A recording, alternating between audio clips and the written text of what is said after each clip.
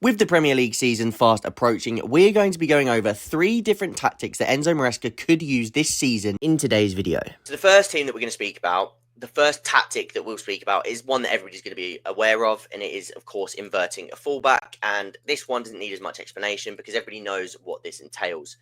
A fullback going into midfield, let's say Reece James, Enzo pushes forward and it creates this shape on the ball. Now, again, why would Enzo Maresca use this tactic in certain games?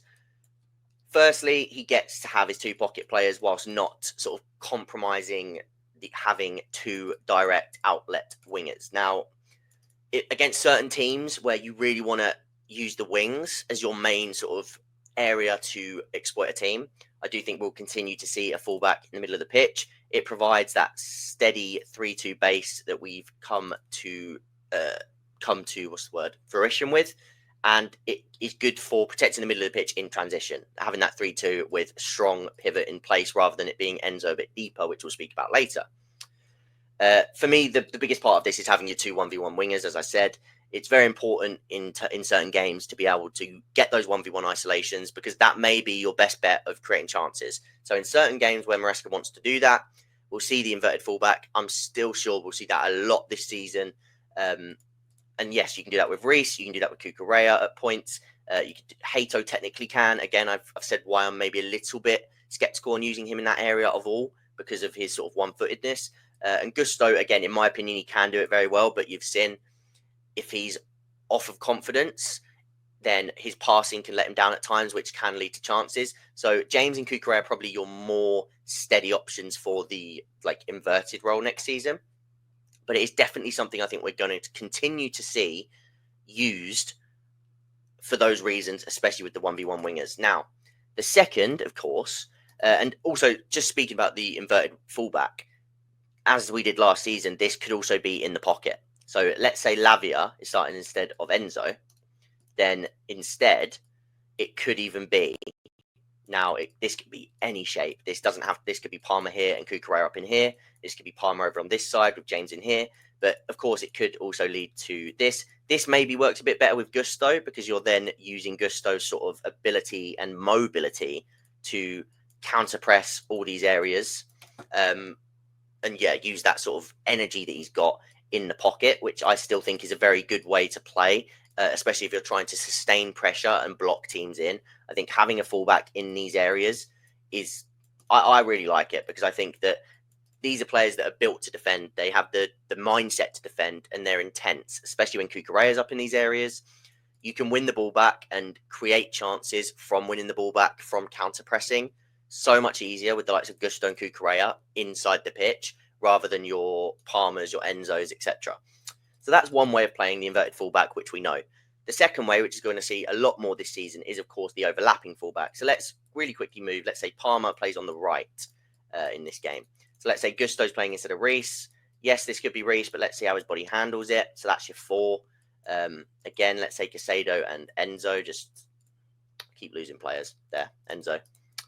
So we've got Enzo and Casado in the middle. This would maybe have Simmons in here with Gittins here. So Simmons is in the 10, Palmer's on the right. And an overlapping fullback. Why can Chelsea use this a bit more this season? Firstly, to have this double pocket, which we spoke about last season, really early in the season. Of course, the positive of it is you have 2 brilliant players in the pockets for turning and creating chances. You lose the 1v1 threat, but we've seen how it can work with Gusto pushed up and the dynamic of Palmer and Gusto. Palmer sort of timing his run to take the fullback inside and Gusto arriving, so he doesn't have to create the separation himself, but instead he's arriving from deep. That's not an arrow. He's arriving from deep to then put the ball across the box, or just to get into an advanced area to then cut it back to Cole, who can create from sort of this area, which is very sort of strong creative area for Cole in and around here. So, of course, that's the first sort of big thing. You've still got your 1v1 winger on one side with Gittins. Now, the negative is if you was to want Enzo in the team still, of course, this is a factor because he's now deeper and you lose a little bit of that physicality in the pivot if the team does break on you. And let's say Casado has to cover the space that Gusto has left out here. Again, that's not an arrow. Out here, then Enzo is left with larger space to cover in the middle of the pitch. So in some games, we may still see Maresca opt for someone like Lavia in there with Casado, because then you've got a little bit more physical presence in the middle of the pitch. And that's where the tactical usage and the no best XI comes into it, because you now have multiple options, and it depends on the game, what you want for the game and how you're going to play. So that's why you could see the overlapping fullback. Again, the positives of the pockets, how you could sort of equate for it with the double pivots and how that could work. And again, how your wide options with maybe Gusto out on one side. Again, it could be with Simmons on the left and Cucurella overlapping. So that's, again, very similar. So that's the overlapping fullback sort of version. The third version is something we saw in pre-season, and it's, pre-season, Club World Cup, and we might see it in pre-season again, but we also saw it last season once or twice, where we play a little bit more of a nominal back four, where you then have the double pivot intact. Again, I've lost Enzo, he's there. The double pivot intact. You have one of your wingers, so let's say Palmer, coming inside, your number 10 inside, and then you have whoever's this side. So let's put it as Neto for now. But again, this could even be João Pedro. Do you know what? Just to have a bit of fun, let's say that's João Pedro. He's playing on the left for this game. You have, which maybe isn't ideal because you don't have the width, but the point is, and this could be Jackson as well, or Neto as we saw in the Club World Cup. This then gives you that sort of split striker dynamic. You've got Neto who can hold width, but he can also run inside. You've got Delap who can run that channel, but he can also attack the box. You've got Palmer coming in from here to create that double pocket, which we saw against Flamengo. But you've also then got Reece who can get forward to provide extra support on this side. Now, again, that could be Gusto if you don't trust it, to help Palmer. So let's say that could be Gusto. But you've also got Cucurella who can push forward or can come inside, and you can allow for rotations with Enzo Fernandez, who can be protected with the likes of Simmons, Cucurella, and then, of course, you've got your two centre-backs intact.